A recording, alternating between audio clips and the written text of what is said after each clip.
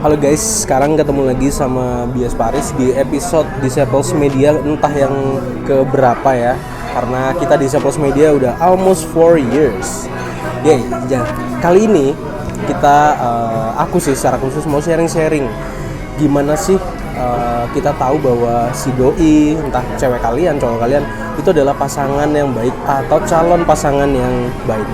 Dan tentunya ini nggak buat kamu aja, tapi buat aku karena aku masih jomblo, of course.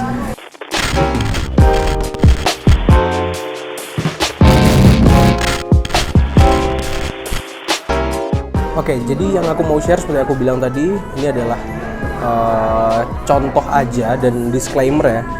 Hal yang akan aku share ini jangan kamu ikutin 100% karena hal ini bukan merupakan ilmu pasti. Of course kamu bisa menjadikan ini referensi, tapi jangan 100% kamu ikuti. Pilihlah dengan bijak kalau menurutmu memang itu baik, tapi kalau menurutmu itu salah ya jangan, itu aja.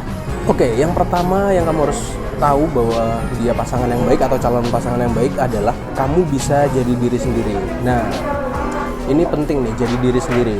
Kalau misalkan kamu dengan pasanganmu atau dengan calon pasanganmu, kamu merasa sudah jadi diri sendiri, kalau ketemu sama dia nggak sungkan-sungkan, nggak perlu nutupin sesuatu, kamu bisa lepas langsung apa yang ada di unek-unekmu, kamu nggak perlu memalsukan identitasmu, kamu tidak harus menjadi orang lain, itu berarti dia merupakan pasangan yang baik. Tanda-tanda kedua adalah tidak mengganggu mimpimu. Nah, sebagai pasangan, sebagai manusia, kita pasti punya mimpi, apapun itu ya, mimpi kecil, mimpi besar, whatever, pasti kita punya mimpi.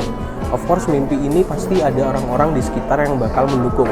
Of course, keluarga, orang tua mungkin, temen mungkin. Nah, tapi ketika kamu punya pasangan atau calon pasangan, ketika dia bisa menjadi partnermu dan melalui dia kamu bisa meraih mimpimu, itu berarti pasangan yang baik.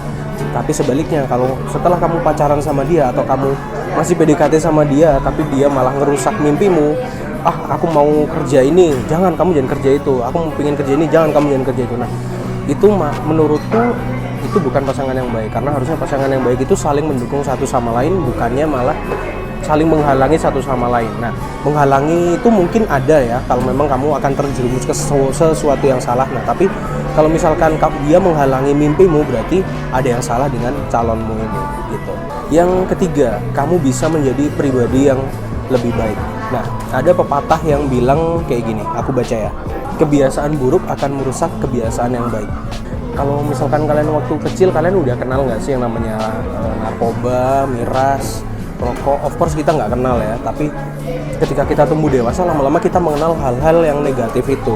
Kita tahunya dari mana? Tentu saja kita melihat orang-orang yang melakukan itu, entah itu teman kita, entah itu saudara kita, entah kita cuma melihat lewat berita, lewat televisi, lewat apapun itu. Nah, tapi kita pasti kenal melalui seseorang atau media atau segala macam. Nah, mungkin kita secara naluri tahu itu adalah hal yang buruk dan baik. Nah, ketika ada kebiasaan baik yang kamu lakukan, itu bagus nih. Nah, tapi biasanya kebiasaan buruk ini kebiasaan baik ini akan rusak ketika kamu punya kebiasaan buruk gitu. Jadi misalkan kamu biasanya bangun pagi, kamu biasanya pagi-pagi bangun langsung olahraga, kamu bisa mengatur waktumu dengan baik.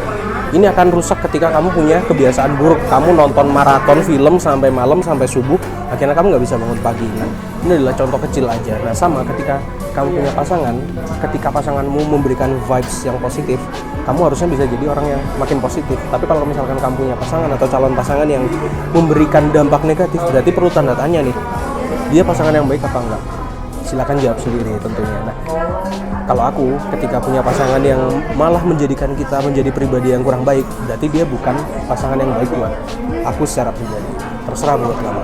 Oke, jadi 3 tips ini, sekali lagi disclaimer, ini hanya hal kecil yang mungkin kamu bisa ambil hikmahnya, bisa jadi 100% kamu boleh pakai ataupun kamu boleh hiraukan. Nggak mungkin lah kayak gitu, terserah, disclaimer aja. Tapi of course ini pendapat pribadi aku gitu teman-teman. Jadi perhatikan 3 hal tadi. Ketika dia merupakan pasangan yang baik, kamu bisa jadi diri sendiri, yang pertama. Yang kedua, dia akan tetap mendukung mimpimu, nggak malah menghalangi mimpimu. Yang ketiga, kamu malah akan menjadi pribadi yang lebih baik, bukan sebaliknya. Oke, jadi sampai di sini dulu. Semoga kalian cepat menemukan pasangan terbaikmu, dan sama juga supaya aku juga bisa menemukan pasangan terbaikku. Terima kasih. Dah.